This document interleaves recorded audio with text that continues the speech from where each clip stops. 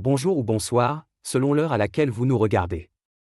Je suis votre chroniqueur audio et animateur de podcast pour l'ODJ Média, et j'ai l'honneur de vous livrer la chronique signée Aziz Boussetta, sans en modifier un seul mot.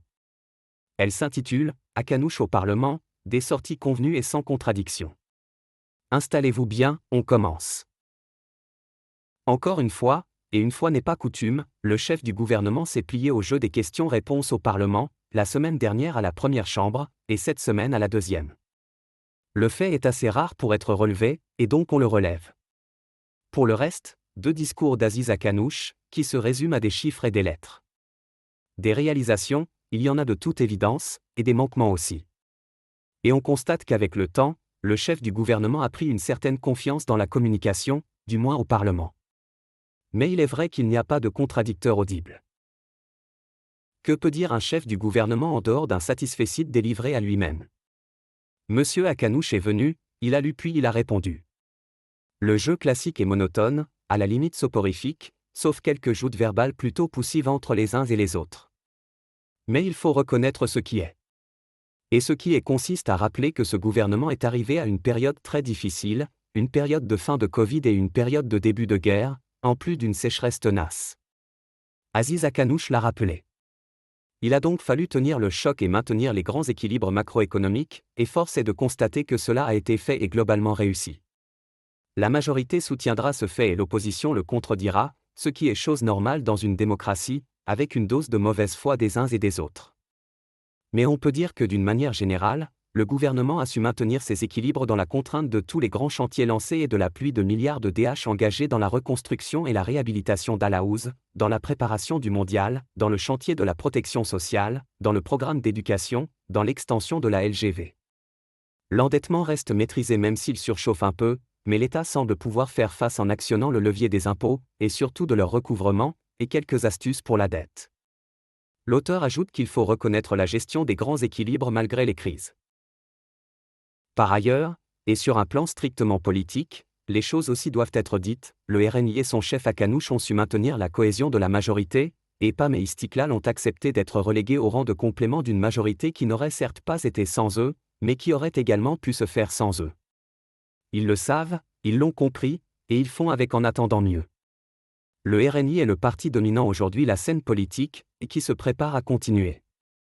Sauf que tout cela ne fait pas une politique, et que tout cela n'indique pas un succès du gouvernement, du moins sur la base des 10 engagements pris par son chef un jour d'octobre 2021. Personne ne lui demandait d'aller aussi loin, il l'a fait, il l'a promis, et ne l'a pas respecté. Si le taux de croissance n'est pas au rendez-vous, on peut expliquer cela par les pressions et les incertitudes externes, mais la création d'1 million d'emplois reste un objectif largement manqué, de même que l'augmentation du taux d'activité des femmes, qui a plutôt stagné, voire légèrement régressé. Les chiffres de la protection globale, avec une couverture annoncée à près de 90%, sont vigoureusement disputés par les gens du métier, la pauvreté aurait reculé, mais pas la vulnérabilité, la classe moyenne est de plus en plus moyenne et dispose de moins en moins de moyens, la justice territoriale est toujours injuste. L'auteur pense que, malgré les annonces, les promesses fondamentales de 2021 sont largement manquées. En un mot, si les choses avancent, la marche globale demeure anémique, et ce que ne dit pas ou ce que ne voit pas le chef du gouvernement est cette ambiance de perte de confiance, puis de méfiance généralisée. Les gens ne croient pas aux chiffres annoncés et le gouvernement n'a jamais répondu à la grave accusation d'insincérité des chiffres publics portés par l'économiste PPS Mohamed Benmoussa voici plus d'1 an. Si l'économie supporte les différents chocs, la politique se porte mal, très mal. En effet, le débat politique public est de plus en plus atone. L'opposition est émiettée, mais elle arrive à faire entendre ses différentes voix, séparément. Le plus crédible et le moins inaudible demeure Nabil Ben Abdallah, qui tire la sonnette d'alarme sur les élections de 2026 et met en garde contre l'utilisation de l'argent pour le prochain scrutin, rappelant que cela avait été le cas avant. Et, plus grave, les réformes sociétales sont le parent pauvre de ce gouvernement et de cette majorité.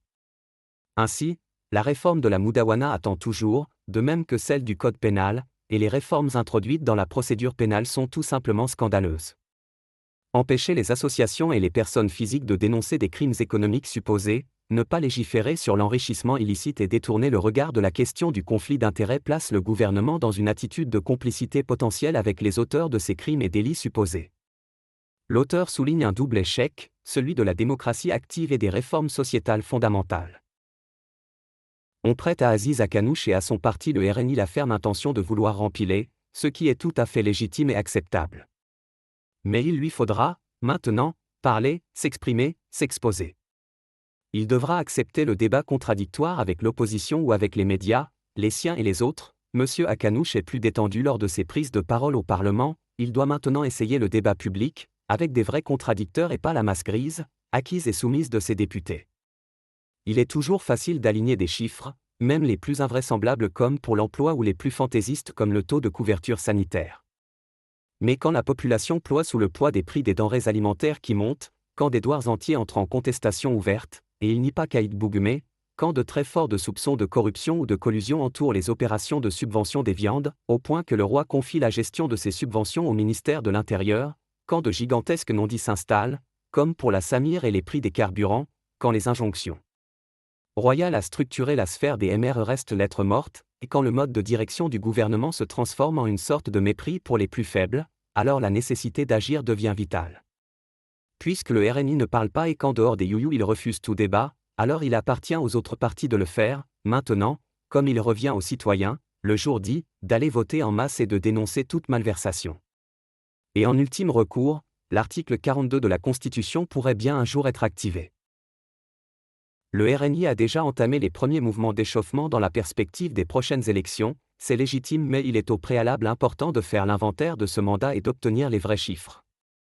Alors peut-être que les gens iront voter, sinon il faudra encore faire travailler l'ingénierie électorale.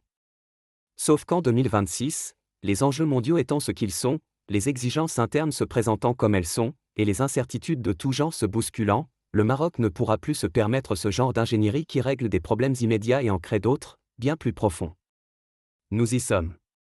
L'auteur conclut que, sans changement de méthode, la mécanique politique actuelle pourrait fragiliser durablement le pays. Merci de nous avoir suivis. En tant que chroniqueur audio, je vous rappelle que nous avons respecté à la lettre chaque mot de cette chronique signée Aziz Bousseta, sans modification ni adaptation. Restez connectés à l'ODJ Média pour notre prochaine lecture engagée et sans filtre. À bientôt.